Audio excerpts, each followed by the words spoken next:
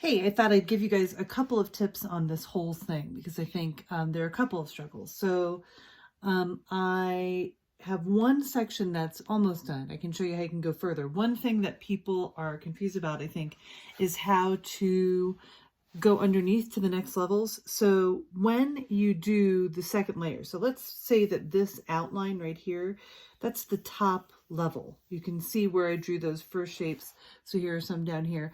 These are the first shapes.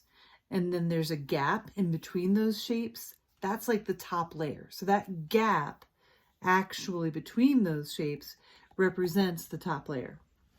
When you do the next layer down, you don't draw over those gaps. You go underneath them, or you skip over them. So I'll draw, this would be the second layer then, right here. So I'm going to start at this edge. I'll go this way. And then when I come to this line, I'm going to skip over it and go to the next shape to continue drawing the line. Swoop around. I come to an edge again, skip over it, and then continue until I get to another line, doing the same thing, skipping over the edges. That way it looks as though this shape is beneath this layer. So you're creating overlap to give the sense of space. That's one of our tools to create a sense of space, is overlap. So once you have your second layer, so these holes would be beneath this layer. So it's really the positive space, so these lines in between the shapes that represent the layers.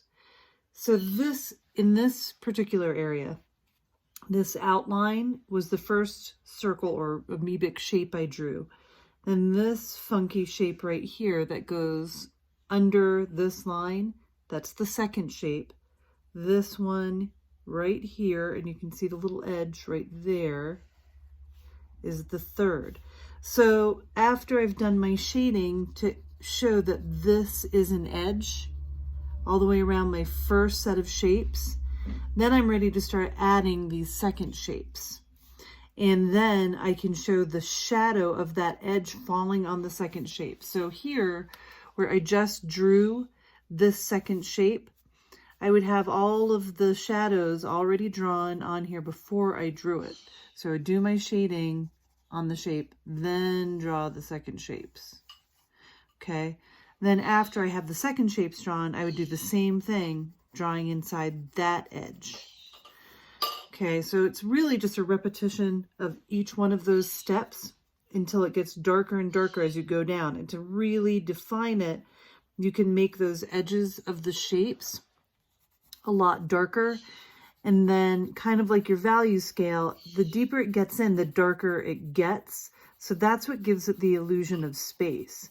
So you want to, as a last step, or as you're developing this, go through and add darkness to the different layers, sharpen up the edges a little bit. And I, again, have only been using my finger to do all of the blending. So I hope that helps to understand how to get each subsequent layer. You don't want to cross over those lines. That will mess with your illusion. Please let me know if you have questions and I can try and do more videos. Thanks.